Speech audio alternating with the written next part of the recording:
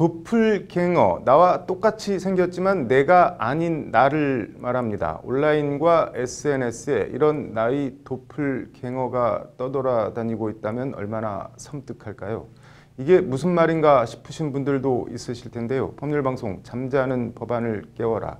김태현 기자의 보도 보시겠습니다.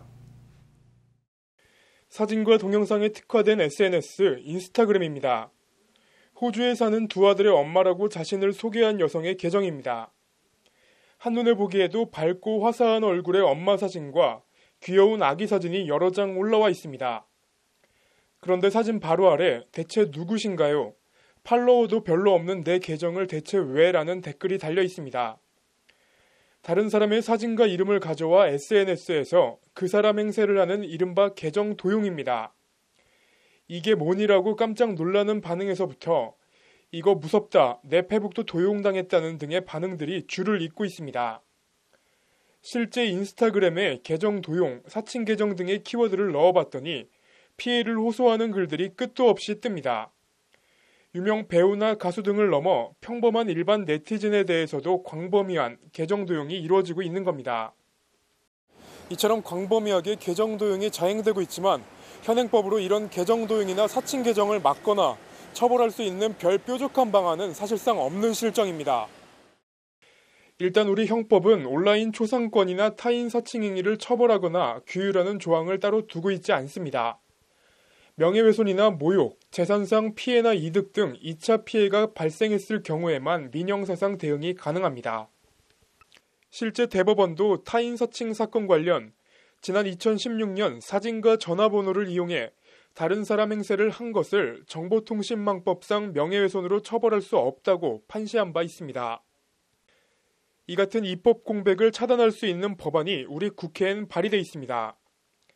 2016년 6월 더불어민주당 민홍철 의원이 대표 발의한 정보통신망 이용 촉진 및 정보보호 등에 관한 법률 일부 개정안입니다. 법안은 타인 사칭 행위는 피해자의 인격권을 침해하여 정신적인 피해를 준 것이며 온라인상에서 타인 사칭 행위가 만연해질 우려가 있다는 점에서 이를 규율할 필요가 있다고 제안 이유를 밝히고 있습니다. 이 부분에 대해서는 현재 형사처벌을 할 수 있는 근거는 없어요. 그래서 형사처벌 근거도 마련하는 그런. 이에 따라 법안은 동의를 받지 않고 이름이나 사진, 영상, 신분 등을 사칭할 경우 1년 이하의 징역 또는 1천만 원 이하의 벌금에 처하도록 했습니다. 또 해당 정보를 불법 정보로 규정해 해당 계정 등을 삭제하거나 차단할 수 있는 근거도 마련했습니다. 법안은 다만 형벌권의 과도한 확대 방지를 위해 피해자의 신고가 있어야 처벌할 수 있는 친고죄로 규정했습니다. 법안이 통과되면 현재 발생되고 있는 그 명의도용이라든지 인격권을 침해당하는 이런 부분들이 피해 구제도 빨라지고 그런 사례도 줄어들 것이 아닌가. 민홍철 의원은 지난 19대 국회에서도 같은 취지의 법안을 대표 발의했지만 회기 종료로 법안은 자동 폐기됐습니다. 그리고 민 의원은 20대 국회에서도 같은 법안을 발의했지만 법안은 발의한 지 만 3년이 넘도록 소관 상임위인 과학기술정보통신이 문턱도 넘지 못하고 묶여 있습니다.